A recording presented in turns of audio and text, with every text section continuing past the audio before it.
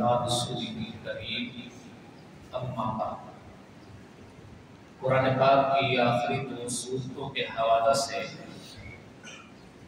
پورے قرآن کے مضمون کو سامنے رکھ کے سمجھیں۔ پورا قرآن کریم اور آخری 2 سورت۔ قرآن پاک کا بنیادی عنوان اور موضوع ہدایت ہے۔ یہ ہدایت کی کتاب خود اس کی پہلی سورت میں ہدایت عنوان دی گئی، اہدنا الصراط المستقیم، اور جواب میں کہا گیا ذالک الکتاب لا ریب فیہ، یہ کتاب ہے ہدایت۔ ہدایت کے ضمن میں 3 بنیادی چیزیں انسان کو چاہیے، اور صرف ہدایت نہیں، کوئی بھی نعمت، کوئی بھی اس کے حوالہ سے آدمی کے دل کے 3 جذبات ہوتے ہیں۔ سب سے پہلا حصول نعمت، تمنائے نعمت، تمنائے نعمت کہ یہ نعمت مجھے مل جائے، یہ انسان کے دل میں پہلا جذبہ ہوتا ہے۔ اسے کہتے ہیں تمنائے نعمت، یہ نعمت مل جائے۔ اچھا، اس کی یہ تمنا جب پوری ہو جائے اور وہ نعمت مل جائے تو اسے کہتے ہیں حصول نعمت، نعمت مل گئی۔ اور جب نعمت مل گئی پھر تیسرا جذبہ یہ ہوتا ہے کہ یہ ضائع نہ ہو، یہ ختم نہ ہو، اس کا انقطاع نہ ہو، گم نہ ہو۔ اسے کہتے ہیں دوام نعمت، کہ نعمت کا دوام ہے۔ تو کتنے جذبات ہوئے؟ 3۔ پہلا تمنائے نعمت، دوسرا حصول نعمت یا حصول نعمت، اور تیسرا دوام نعمت۔ یہ زندگی کے آپ تمام مراحل کا طے کریں، ہر مرحلے۔ پہلی تمنا ہوتی ہے کہ اللہ پاک کو شادہ مکان دے، مکان مل گیا، یہ ہو گئی حصول نعمت۔ پھر خواہش ہوتی ہے یہ چھینے نہ، یہ مجھ سے کوئی چھین کے نہ لے، دوام نعمت۔ ایسے ہی ہدایت کے حوالہ سے یہ 3 چیزیں ہیں، تمنائے ہدایت، وصول ہدایت، اور دوام ہدایت۔ تو سورت فاتحہ میں تمنائے ہدایت ہے، تمنائے ہدایت، اہدنا الصراط المستقیم، یہ ہدایت کی تمنا ہے، آرزو ہے، خواہش ہے۔ ذالک الکتاب، یہ کتاب ہے تمہاری تمنا کے جواب میں۔ الف لام میم، ذالک الکتاب لا ریب فیہ ھدی للمتقین۔ اب یہ پوری کتاب سورۃ بقرہ سے لے کے ہم پڑھتے چلے آ رہے ہیں، یہ پوری کی پوری ہدایت ہے۔ اب آ کے اختتام جب اس کتاب کا ہو رہا ہے تو بندہ کمزور ہے نا، کسی شے کو خود بچا نہیں سکتا، دفاع نہیں کر سکتا، تو اس وقت وہ کسی بڑے کا سہارا ڈھونڈتا ہے، بڑے کی پناہ مانگتا ہے۔ تو یہاں آخری 2 سورتوں میں جو دوام نعمت ہے کہ نعمت جو مل گئی ہے یہ چھن نہ جائے، نعمت جو مل گئی ہے ضائع نہ ہو جائے، آخری صورتوں میں دوام نعمت کی دعا ہے، دعا اللہ کی بارگاہ میں۔ اور پھر جس سے خطرہ ہوتا ہے کہ یہ چھین لے گا وہ ہمارا دشمن ہے، جس سے ہمیں خطرہ ہو کہ یہ چھین کے لے جائے گا وہ دشمن ہے۔ پھر دشمن 2 طرح کے ہیں، ایک وہ دشمن جو سامنے کھڑا ہے، حصی طور پہ ہمیں نظر آ رہا ہے، جو سامنے کھڑا ہوا ہے، ہمیں پتہ ہے اس نے فلاں گیٹ سے انٹری کی اور وہ مجھ پہ حملہ ہوگا، اس سے ہم کوئی نہ کوئی بچاؤ کے راستے اپنے طور پہ تدبیر کر لیتے ہیں، تلاش کر لیتے ہیں، ڈھونڈ لیتے ہیں۔ اور اگر دشمن کا پتہ ہی نہ اس نے وار کہاں سے کرنا ہے، سامنے نظر بھی نہ آ رہا، چھپا ہوا بھی ہو، غائبانہ بھی ہو، تو اس وقت پھر ضرورت انتہائی پیش آتی ہے کسی بڑی ذات کی پناہ میں آ جائیں۔ تو ان آخری دو صورتوں میں جسمانی نعمتوں کے دوام کی دعا بھی ہے، جو اللہ پاک نے ظاہری طور پہ نعمتیں دی ہیں ان نعمتوں کو نقصان نہ پہنچے۔ مثلا اللہ نے مال دیا ہے، تو مال نہ چھین کے لے دے۔ اللہ پاک نے صحت جوانی دی ہے، اس صحت جوانی کو کوئی نقصان نہ پہنچا دے۔ کوئی موذی جانور، کوئی درندہ، کوئی ڈاکو، کوئی چور، یہ انسان کے ظاہری دشمن ہے۔ تو چونکہ ان کا وقوع دن کی نسبت رات کو زیادہ ہوتا ہے، قُلْ أَعُوذُ بِرَبِّ الْفَلَقِ مِنْ شَرِّ مَا خَلَقَ، یہ انسان کی ظاہری نعمتوں کے تحفظ کی دعا ہے۔ میرے اللہ، میں رات کی تاریکی میں ہر اس شے کے شر سے پناہ مانگتا ہوں جو رات کو جنم لیتا ہے۔ اب رات کی تاریکی میں جنم لینے والے شر وہ چور بھی ہو سکتے ہیں، ڈاکو بھی ہو سکتے ہیں، وہ موذی درندے بھی ہو سکتے ہیں، وہ موذی جانور بھی ہو سکتے ہیں، وہ کیڑے مکوڑے بھی ہو سکتے ہیں، حشرات الارض بھی ہو سکتے ہیں۔ تو جو انسان کو ظاہری نعمتوں کو نقصان پہنچاتے ہیں تو بندہ دعا مانگ رہے من شر ما خلق ومن شر غاسق اذا وقب، اور اندھیرے کے شر سے جب وہ خوب چھا جاتا ہے، ومن شر النفاثات فی العقد، اور گروہ کے اندر پھونکے مارنے والے نفوس، وہ مرد ہوں یا عورتیں، جو گروہ میں پھونکے مار کے کوئی تونے کرتے ہیں، ٹوٹکے کرتے ہیں، ان کے شر سے بھی محفوظ فرما۔ یہ تو ہوگی سورت فلق۔ اب اگلی صورت ہے سورت الناس۔ سورت الناس میں رب تعالیٰ کی 4 صفات کا ذکر ہوتا ہے۔ اللہ پاک کی قُلْ أَعُوذُ بِرَبِّ النَّاسِ، انسانوں کا رب، مالک الناس، انسانوں کا مالک، الہ الناس، انسانوں کا الہ۔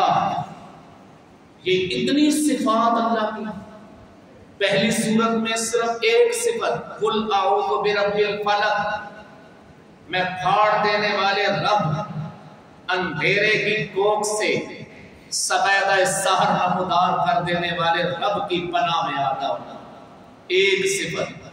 لیکن دوسری صورت میں کتنی صفتیں؟ قُلْ أَعُوذُ بِرَبِّ النَّاسِ، میں انسانوں کے رب کی پناہ میں آتا ہوں، ملک الناس، انسانوں کے مالک کی پناہ میں آتا ہوں، الہ الناس، انسانوں کے معبود کی پناہ میں آتا ہوں۔ اتنے واسطے، اتنی صفتیں، ہاں، اس لیے کہ آگے جس شے سے پناہ مانگنی ہے وہ باقی تمام شر والی چیزوں سے بدتر شر ہے، وہ تمام شر والی چیزوں سے بدتر شر ہے جس سے پناہ مانگنی ہے۔ وہ کیا ہے؟ من شر الوسواس، من شر الوسواس الخناس، وسوسہ ڈال کے پیچھے ہٹ جانے والے کے شر سے، الذی یوسوس فی صدور الناس من الجنۃ والناس، جو شر وسوسے ڈالتا ہے۔ اوپر کی صورت میں حسد سے پناہ مانگی گئی، ومن شر حاسد اذا حسد، اور یہاں پہ وسوسہ سے پناہ مانگی گئی۔ یہ حسد اور وسوسہ، یہ انسان کے دل میں 2 طرح کے جذبات ہیں۔ حسد انسان کو لے جاتا ہے، نبی پاک صلی اللہ علیہ وسلم نے فرمایا آدمی کی نیکیوں کو یوں اڑا کے رکھ دیتا ہے، جلا کے رکھ دیتا ہے جیسے آگ خشک لکڑی کو جلا دیتی ہے۔ حسد کسے کہتے ہیں؟ حسد کسے کہتے ہیں؟ حسد کا مطلب ہے دل میں دوسرے کی نعمتوں کے زائل ہونے کی خواہش پیدا ہوتا ہے. دل میں دوسروں کے اوپر جو نعمتیں ہیں وہ نعمتیں زائل ہونے کی خواہش پیدا ہو جائے. یہ قاری صاحب قرآن خوبصورت پڑھتے ہیں، دل میں یہ خواہش پیدا ہو جائے میری تو پتہ نہیں آواز کیسی ہے کیسے نہیں، ان کا گلا خراب ہو جائے نا. یہ حسد ہے. یہ کیا ہے؟ حسد. کسی آدمی کو اچھا رشتہ مل گیا، دل میں یہ خواہش پیدا ہو گئی کہ ٹوٹ جانا چاہیے. یہ حسد. کسی شخص کو اللہ پاک نے عزت دے دی، دل میں خواہش پیدا ہو گئی یہ عزت اس کے ظاہر ہو جائے. یہ حسد. یہ حسد کسی ایک شے پہ نہیں ہوتا، جو صرف ایک شے پہ. میں نے اس کے لیے لفظ بولا ہے جسے دیکھا اس پر کوئی نعمت نظر آئی. وہ نعمت مال بھی نعمت ہے، عزت بھی نعمت ہے، حسن صورت بھی نعمت ہے، خوبصورتی بھی نعمت ہے، اور حسن معاشرت بھی نعمت ہے. حسن معاشرت کا مطلب ہے ایک آدمی کا رہن سہن اتنا اچھا ہے کہ پوری بستی والے اس کی عزت کرتے ہیں. یہ حسن معاشرت ہے. وہ کسی دکان پہ جائے، دکان جیب میں پیسے میں کوئی بات نہیں، بھائی جان کہا جائے گی، یہ تھوڑی عزت ہے. وہ تھوڑی آپ کی رسپیکٹ کر رہا ہے. آپ پیٹرول پمپ پہ چلے گئے، میرے ساتھ ایک دفعہ ایسے ہی ہو گیا. پیٹرول ڈلوایا تو ایسے ادھر جیب میں ادھر، وہ جلدی سے نکلے، کپڑے چینج کیے، پاسپورٹ بھی چینج کر لیا، کوئی چیز ہی نہیں. شرمندگی ہوئی. شرمندگی ہوئی. میں علاقے میں بھی، میرا علاقہ نہیں ہے، میں ساتھ کیا دوں، یہ نواب چوک میری رہائش ہے اور یہ پمپ ہے. میں اپنے ضلع سے بھی باہر چلا گیا تو میں نے جو وہاں ورکر تھا اسے کہا یار کوئی صورت بنتی ہے پیٹرول واپس ہو جائے اور میں گھر پیسے رکھوں. اس نے کہا میں اپنے مینیجر سے بات کروں. مینیجر کے پاس چلا گیا کہ ایک اس گیٹ اپ کیس ہوئی کہ صاحب آئے کھڑے تو وہ یہ مسئلہ بیان کر کیا کریں. کہ کوئی ان کے پاس اپنا کوئی تعارف نامہ ہے، یہ پرانی بات، وزٹنگ کارڈ ہو گئی میرے پاس تھا، وہ جیب میں میرا نام لکھا ہوا تھا. یہ تھی وہ صاحب خود باہر آئے کہیں ٹینکی فل کروا لیں تو پیسے بے شک نہ دیں، جب ہوئے تو دیں، کوئی مسئلہ نہیں، کوئی مسئلہ نہیں، گزر جائیں گا. اور چاہیے تو لے جائیں ذات رات کے طور پہ راستے میں، ضرورت پڑے تو. وہ بھیا میں نہ کاروباری ہوں، نہ جائیداد ہے میری، نہ کوئی جاگیر ہے، نہ کوئی میرے پاس عہدہ ہے، نہ کوئی ممبرشپ ہے، کچھ بھی تو چیز نہیں ہے. اس نے کس بہیر پہ پیٹرول کے پیسے موقع پہ نہیں دیے اور پھر یہ بھی کہا کہ زیادہ راہ کے طور پہ کچھ آپ کو زائد چاہیے انہیں یہ لے جائیں اور دے جانا جب آپ کو سہولت ہو. یہ کیا ہے؟ میں نے بڑا غور کیا اس پہ کہ لوگ تو لوگوں سے لین دین کرتے ہیں، کوئی دین کے قرض میں اسے دیتے ہیں جس سے واپسی کی امید ہو، جس بندے سے نہ جان نہ پہچان. تو یہ کہا یہ مولا کا یہ نعمت ہے، یہ اس سے حسن معاشرت. حسن معاشرت بھی نعمت ہے، اللہ پاک کا انعام ہے. کسی کا حسن معاشرت دیکھ لیا، یہ کروڑوں روپے والے کو بھی بعض اوقات نہیں ملتا، ایک سائیکل والے کو مل جاتا ہے، ایک کرولا گاڑی والے کو نہیں ملتا، بڑی گاڑی والے کو نہیں ملتا. یہ اللہ پاک کا انعام ہے. یہ انعام دیکھ کے دل میں خواہش ہوئی اس بندے کا یہ اعتبار نہیں رہنا چاہیے. اس زوال نعمت کی خواہش کو حسد ہے. زوال نعمت کی خواہش، اور یہ ہر شعبے میں. میں نے عموماً اس کو دیکھا ہے کہ شعبے والے یہ اپنے شعبے سے حسد کرتے ہیں. ڈاکٹر سے حسد، میری پرچی 1500 روپے، ان کی 3000 کی، اس کے پاس پھر لینے لگی ہوئی ہے، اس کے پاس پھر لینے لگی ہوئی ہے. تو یہ حسد شعبے کا شعبے سے آتا ہے. سیاستدان کو سیاستدان سے آئے گا، ایک ڈاکٹر کو ڈاکٹر سے آئے گا، وکیل کو وکیل سے آئے گا، کاروباری آدمی کو کاروباری آدمی سے آئے گا، ایک ہی دفتر میں کام کرنے والے وہ آپس میں حسد کریں گے۔ جہاں لائن بدلتی ہے وہاں حسد نہیں ہوتا، وہاں حسد نہیں ہوتا۔ اچھا ایک بات اور ذہن میں رکھیں، جہاں آپ محسوس کریں کہ حسد ہو رہا ہے، جہاں محسوس کریں آپ کہ آج حسد ہو رہا ہے فلانے پہ ہو گئے، تو سمجھ جائیں کہ اس بندے پہ اللہ کا انعام ہے۔ جس پہ حسد ہے اس پر انعام ہے۔ حسد ہوتا ہی نعمت پہ ہے، حسد ہے ہی نعمت کے اوپر، تو جس پر حسد ہو رہا ہے اس کا مطلب ہے اس پر اللہ پاک کا انعام ہے۔ ہم نے بعض بزرگوں سے سنا کہ وہ کسی کو دعا دیتے ہوئے کہا کرتے تھے اللہ تجھے محسود بنائے، محسود الناس بنائے، یعنی لوگ تیرے اوپر حسد کرے۔ بھئی یہ دعا ہے کہ بد دعا ہے؟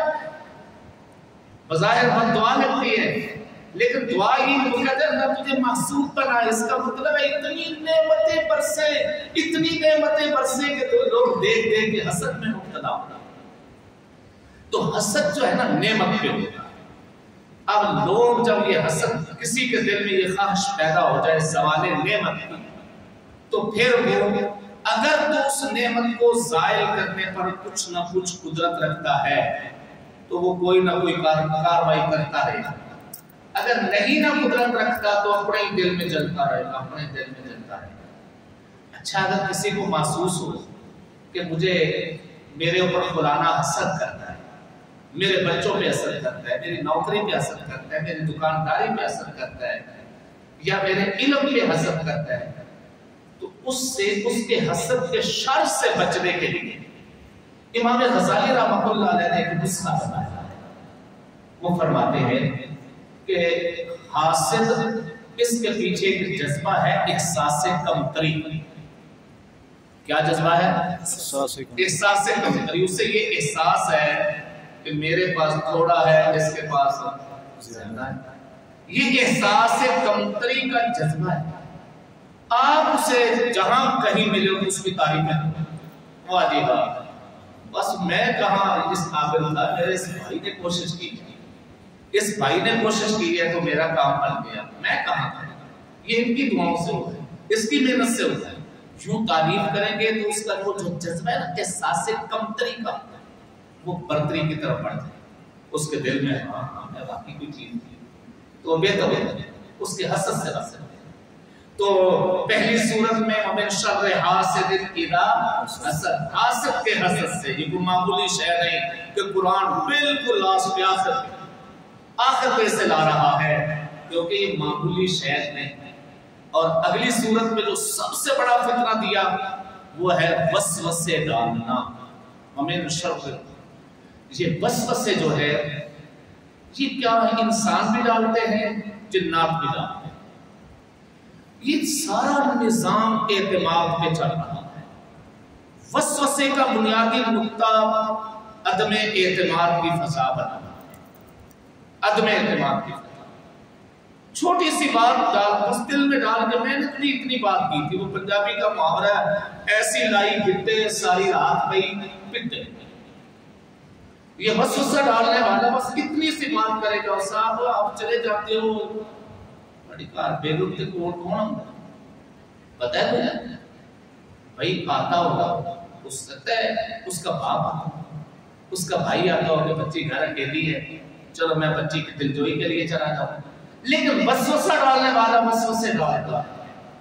تو آپ یہ وسوسہ سب سے بڑا فتنہ، آج اس فتنے کی خدمت کرنے والے بڑے لوگ ہیں، ان میں سے میڈیا ایک خود بہت بڑا خدمتگار میڈیا آج کا بھی یہ وسوسے ڈال دیں۔